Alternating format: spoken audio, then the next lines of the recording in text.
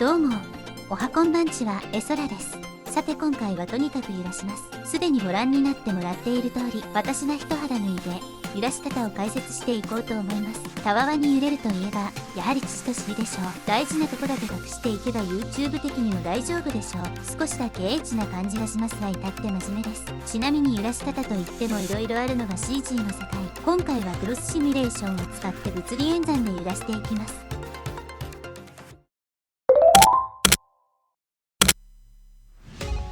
冒頭でもわかるように私自身のモデリングデータを使って説明していこうと思います。一応この子が私です。こちらは私が初めてモデリングしたものとなってます。タイムラプス中心ではありますが制作動画もアップしていますので、もし気になった方がいればそちらも見てもらえると嬉しいです。データの構成やモデリングした経緯なんかも語ってるので、もしよろしければまず歩行アニメーション等の今回必要ない情報を整理します。ちなみに全体的な流れはこんな感じでやろうと思います。最初にキャラクターに揺れ以外の動作をつけます。外力を与えて揺らすのでも良いですが、今回は自ら動いて揺らす方向性でいきます。その後は物理演算用のメッシュを用意してクロスシミュレーションを割り当てて、その揺れをキャラに反映していきます。少し回りくどい手順に見えますが、こうすることによって複雑な形状のものでも揺らしやすくなったり、胸やお尻など一つのオブジェクトに対して異なる質感を付与できたりと、胸とお尻を揺らす理由がちゃんとあるんです。ということで今はキャラに動きをつけています。ここは今回の趣旨としては何でも良いのですが、作業持ちで向上のために決して手の抜けない工程となっています。一応ここからはどうしてもエッチな感じが拭いきれないので、作業画面は極力ソリッドモードのランダム色でいこうと思います。これで作業にも集中できることでしょう。基本動作が完成しました。後からでもこの動作は修正できるので大体でも大丈夫です。次にキャラのメッシュから入れメッシュとなる部分をコピーします。胸とお尻の部分のメッシュをそれぞれ胸揺れ、尻揺れと別オブジェクトとして分けます。この時にお尻の方はお腹から太ももまでセットにしていますが、こだわりが強い方はそこも分けても良いと思います。ここでキャラのメッシュから入れメッシュをコピーして作るのには理由があります。このキャラはすでにボーンの設定とそれに対するウェイトペイントが完了しています。なのでこうやってコピーして作成するだけで、揺れメッシュ側にもその情報がコピーされて、最初に作成した基本動作にもしっかり追従してくれます。ただし、動かすものが複雑なメッシュをしている場合は、揺れメッシュはある程度簡素化した方が良いと思うので、その時はメッシュの構成が変わってしまいます。その場合は必要に応じてウェイトペイントと調整する必要があるかもしれません。今回くらいだと必要ないんですけどね。次はウェイトペイントをします。キャラ側と揺れメッシュ側に新しく頂点グループを作成します。ここではキャラ側にインフルエンス、バスト、揺れメッシュ側にスウェイ、バストと作成します。ちなみにブレンダーの UI は日本語でも基本的に問題ないのですが、各名称は極力半角英数字が良いです。名称に日本語が入っているとアドオンと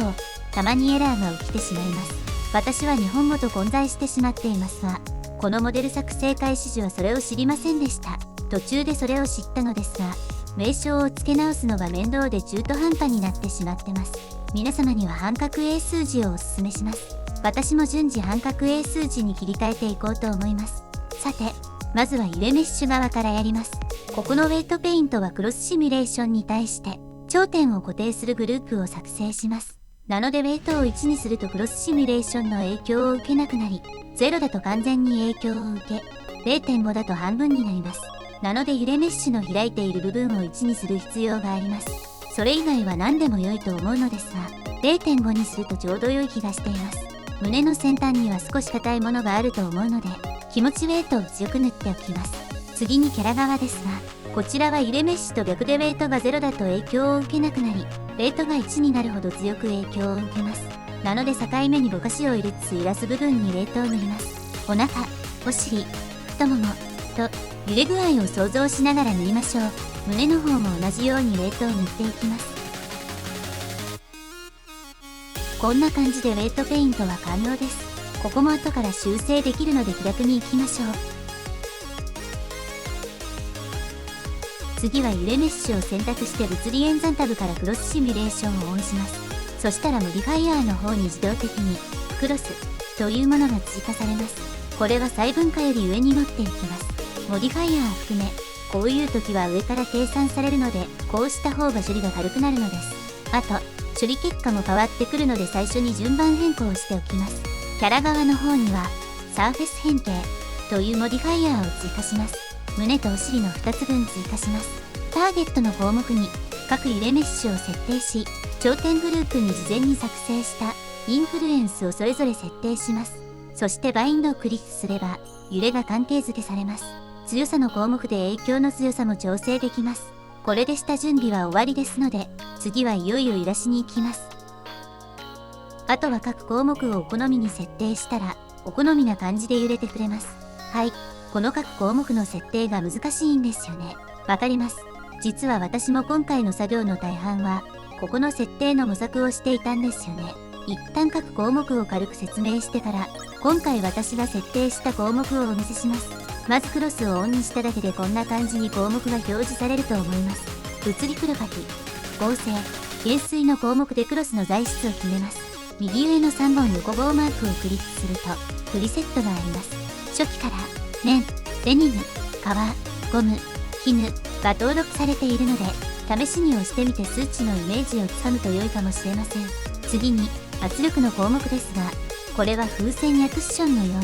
空気が入っているようなものに使用します。ゴムの材質設定をするだけでは風船は膨らまないので、圧力にチェックを入れて数値を設定していきます。そして今回の胸やお尻もここの圧力を設定します。実際に空気が入っていないものでも、弾力等を表現する際はここで設定すると良いと思います。内部スプリングの項目でも似たようなことはできるかもしれませんが、今回は使用しないので割愛します。一旦キャッシュは飛ばしてシェイプの項目では、事前に作成したスウェイ、バストを選択します。今回は合成と収縮係数の項目を設定していきます。コリジョンの項目で、自他含め、オブジェクトとの衝突設定をします。プロパティの重みは今回使用しないので割愛します。フィールドの重みは、周辺環境からの影響をどれだけ受けるかを設定します。今回は重力だけ数値を設定しています。これで揺らすことができるので、各項目を設定したらキャッシュの項目へ、ここで設定した物理演算をベイクします。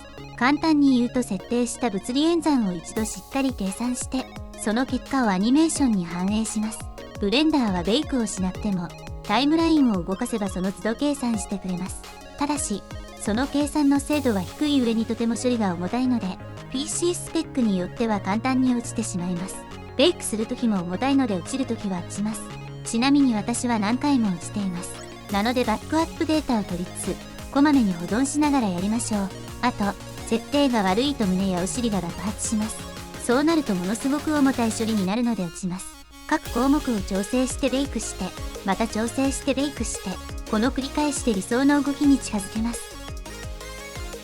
説明が長くなってしまいましたが、これが今回私の試行錯誤の末にたどり着いた設定です。いろいろ触ってみた結果分かったことです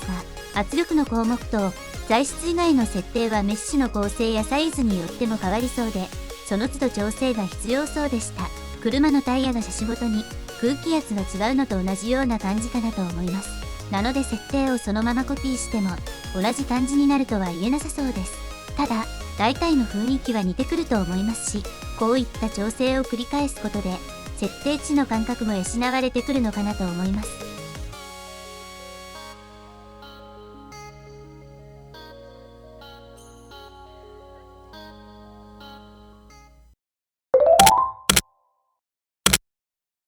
最後に、揺れのありなしの比較を鑑賞しながら、いやー、揺れって偉大ですね。結構こだわって揺らしたつもりでしたが、まだまだ改善の余地はありそうですね。物理演算を使わなくても、防音でも揺らすことは可能ですが、それはそれで別の苦労がありそうですし、最終的にやりたいことによって適切な処理も違ってくると思います。また、いつまでも裸でいるわけにもいかないので、この上に服をつけて動きを合わすのも大変そうです。スカートやマントのような、さらに物理演算が欲しくなるような設定だと、より大変なような気がしてなりませんね。それでも頑張っていこうと思います。今回の動画はいかがだったでしょうか。コメントや高評価していただけると今後の励みになってとても嬉しいです。ここまでご視聴ありがとうございました。では次回の動画でまた会いましょう。